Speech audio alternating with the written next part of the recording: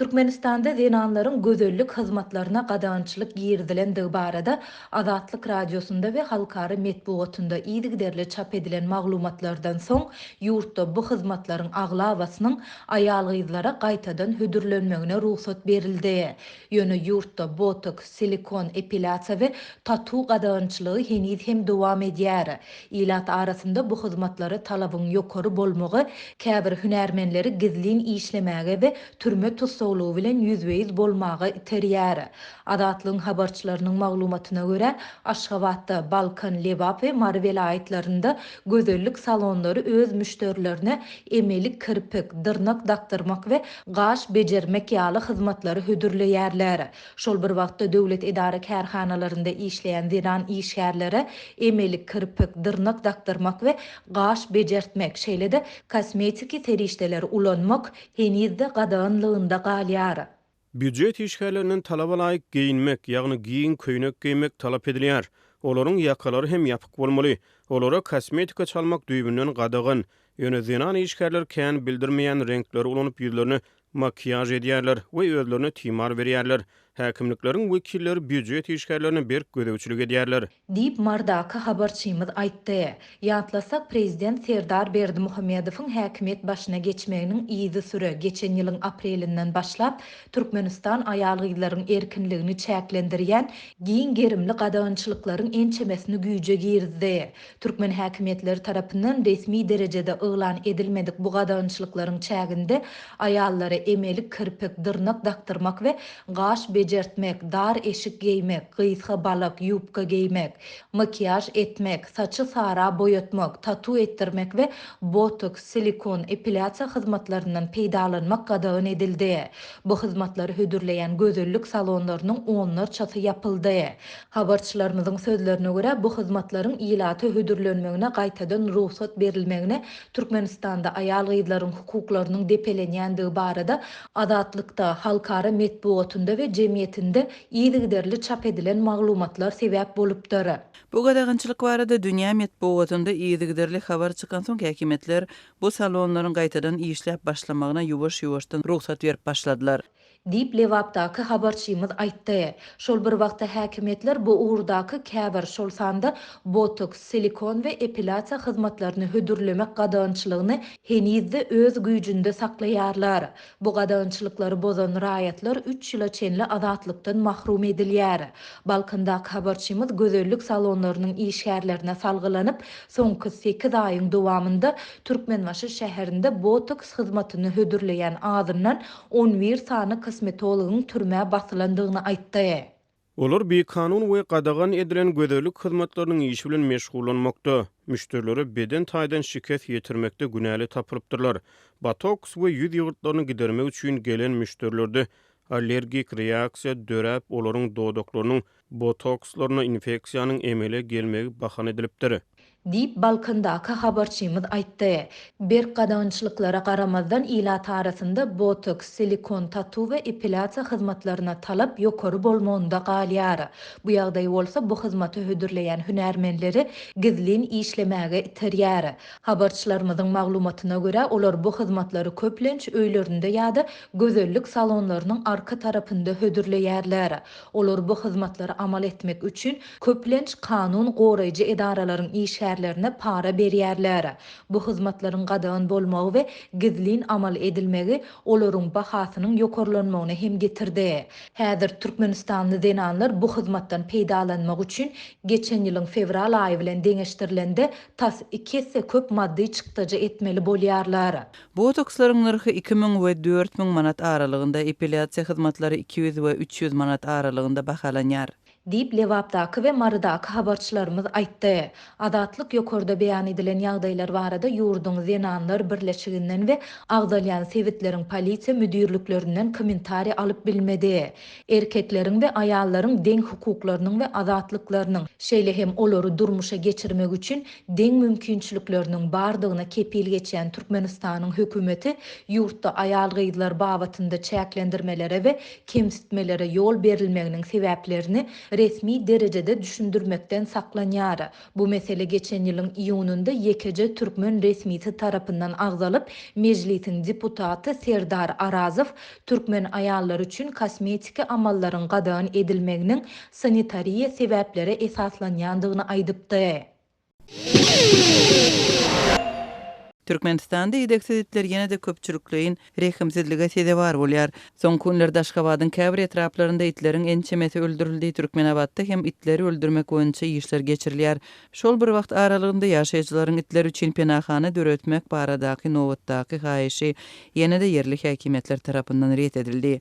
Soňky günlerde Türkmen paýtagtynyň birnäçe etrapçasynda ideksiz itleriň tutulmagyna degişli ýagdaýlar ýüze çykdy. Aşgabatdaky habarçymyzyň sözlerine görä jemaat gulluklarının işgärleri tarapyndan öldürülen itleriň birnäçesiniň jesetleri Aşgabatyň Paragat 2 etrapçasynda şol sanda ýyl içinde Vodniki diýilýän ýerde gözeýilýär. Aşgabatdan gowşan suratlarda birnäçe itin köçede çaşyp ýatanmaslyklaryny görmek mümkin. Aşgabatdaky it kırgynçylygy bilen bir wagtda Türkmenabatda hem itleri öldürmek boýunça çäreler geçirildi.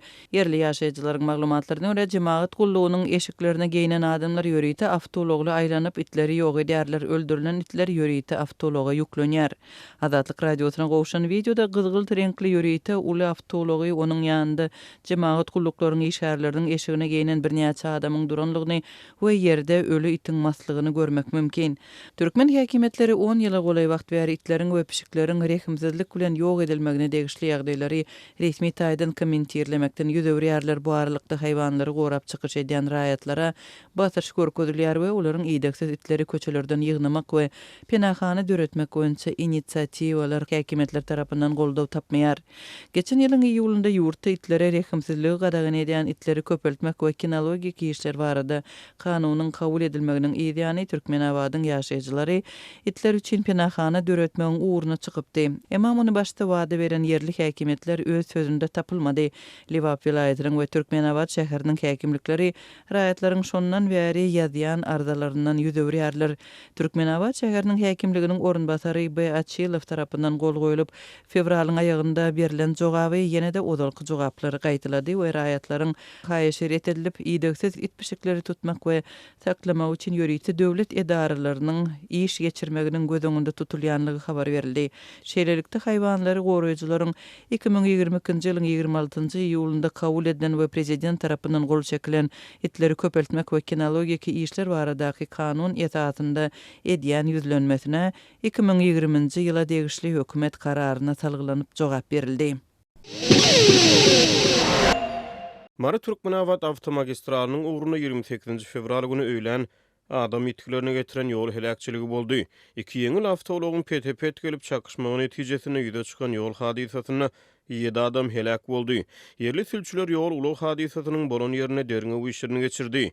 Törüjüler awtomagistralalyň uğruna emele gelen çägi üýşmekleriniň ýol hereketine howp hawandyrýanyny aýdýarlar. Bular barada Azatlyk radiosynyň habarçysy 2 martda Sewitden habar berdi. Günnogor welaýatynyň administrativ merkezi bolan Türkmenabad şäheri bilen Günorta Günnogorda ýerleşýän Mary welaýatynyň Sewit merkeziniň arasyna uzunlygy takminan 220 km uzap gidýän iri avtomagistral var. Ýol ulug hadisasy magistralyň Türkmenabaddan Maraga aýdýan böleginiň 90 kilometrine ýüze çykdy. Ýol helakçylygynyň bolan ýeri takminan 2 welaýatyň ara çäkleşýän Sewitlerine gawat gelýär. 2 awtolog PTP gelip gawat çakışdy. Ýol hadisasyna uçuran awtologlaryň biri Mary welaýatyna degişli döwlet belgisi bilen, beýlekisi Lewap welaýatynyň döwlet belgisi bilen hasap alınıpdyr. Olaglaryň birine 4 adam, beýlekisine 3 adam bar ekeni sürüjüler bilen bile 7 adam helak bolupdyr diýip şaýatlar aýdýarlar. Azatlyk radiosynyň habarçysy ýol ulug hadisasynyň bolan ýerine polis işgärleriniň we yerli sülçüleriň derňe geçirenliklerini habar berýär. Mary döwlet belgili ulugda 4 adam, Lewap döwlet belgili ulugda bolsa, Lewap welaýatynyň köýtünäg etrawynyň bolan bir maşgala, kakasy ejeti we olaryň bir çagasy bar ekeni, olaryň ählisi aradan çykýar. Ýol hadisasyna uçuran ýeňil awtologlaryň biri Mary döwlet belgili ulug çakışmadan soň odalýar. Azatlyk radiosynyň habarçysy bilen gurulmuş bolan yerli sürüjüler awtomagistralalyň uğruna çägi üçmekleriniň emele gelendigini, ýolda hereket edýän ulaglaryň çägi üçmeklerine sogulup geçmeli bolýanyny aýdýarlar.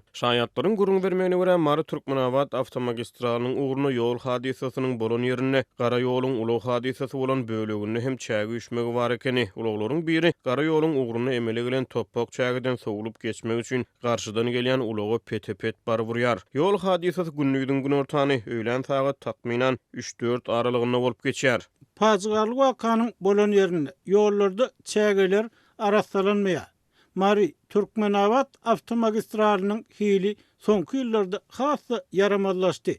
Gara ýoluň tas her bir kilometrine diýen ýaly çukurlar emele geldi. Ulag tekerleri asfalt ýoluň uğruna emele gelen çukurlara gaçyp käte tekerler ýarlýar. Awtolog tekerleriniň diskalary hem zaýalanýar. Diýip Azatlyk radiosynyň habarçysy bilen gurrundaş bolan ýerli sürüjüler aýdýarlar. Häzirki wagtda Mary Türkmenabad aralygyna täze awtobanyň gurulşy dowam edýär. Ýerli sürüjüler ähli ýönüň täze awtobanyň gurulşygyna gönükdirilýändigini, gelim gidimli köni awtomagistral awatlamak işleriniň bolsa ünsden düşürilýändigini aýdýarlar. Täze awtobanyň gurulşy sebäpli her wagtda hereket edýän awtomagistraly seredýän, onu awatlayan adam ýok. Soňky 2 ýylyň dowamynda Mary Türkmenabad ýoly hassa zaýalandy. Täze awtoban gurýarlar. Şonuň üçin köne ýoly ünsden düşürýärler. Köne ýollar bejermek, arasalamak işlerini ýatdan çykarýarlar.